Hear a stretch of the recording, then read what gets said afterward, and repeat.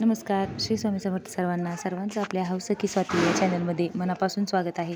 आणि आता सध्याचे दिवस तर माझे खरंच इतके छान चालू आहेत की कारण असं झालं आहे की माझा भाचा घरी आला आहे आणि त्याच्यासोबत आम्ही सर्वजण लहान झालो आहे. म्हणजे माझ्या मुलीही त्याच्या एवढ्या मोठ्या नाहीत, पण त्याच्यासोबत आम्ही सर्वजणही लहान झालो आहे. त्याच्या प्रत्येक गोष्टींमध्ये त्याच्यासारखंच आम्ही सर्वजणही करायला लागलो आहे. दिवस कसा जातो तेच काही कळत नाही. आणि खरंच लहान मुलं प्रत्येकाच्या घरी असल्यानंतर किंवा आल्यानंतर सगळ्यांचं असंच होत असेल. त्यांच्यासोबत आपणही लहान होऊन जातो आणि लहानपणीच्या प्रत्येक गोष्टी आठवतात. आणि आता हा तर भाचा आहे, त्यामुळं भाच्यासोबत मला माझ्या भावाच्याही लहानपणीच्या प्रत्येक गोष्टी आठवण येतात आणि सारखंच आता मला त्याच्या मुलामध्येही प्रत्येक गोष्टी दिसत आहेत. आणि लहान असू नाहीतर मोठे, प्रत्येकाला हे मोबाईलचं तर वेळच आहे. आणि तसं तो जास्त मोबाईल घेत नाही, पण थोडा का होईना मोबाईल लागतोच त्याला. आणि त्यानंतर खेळतोही, पण खेळणंही त्याचं त्याच्या मनानुसारच असतं. आणि आता सध्या तर असं वातावरण आहे आमच्या घरात, सारखं त्याच्या कलेनुसार सगळ्या गोष्टीत. आणि अंगावर तर घेत नाही, पण इतका आगाऊ आणि खोड्या करतो काही नाही.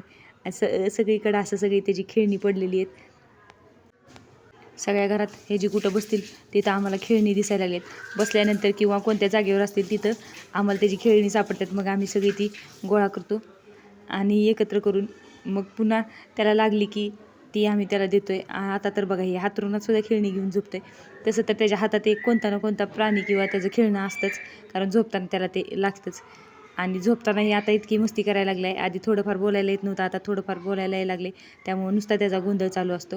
आणि माझ्या मुलीही त्याच्यासोबत त्याच्यासारख्याच झाल्यात. त्यांनाही दिवसभर मला त्यांच्या मागं ओरडावं लागतं की अगं हे करा, असं करा, तसं करा.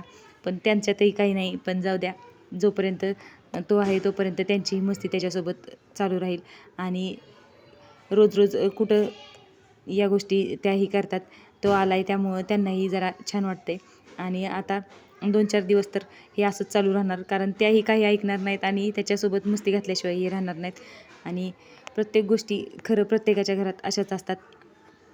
आणि हे चॉकलेट दुसरं कोणतं चॉकलेट नाही, परंतु हे चॉकलेट खातो. आणि चॉकलेट खाल्ल्यानंतर ही स्टिकर लावायला तर अजिबात आवडत नाही. मी चुकून त्याला ते हाताला स्टिकर लावलं तर म्हणायला लागला, आधी हे काढून टाक.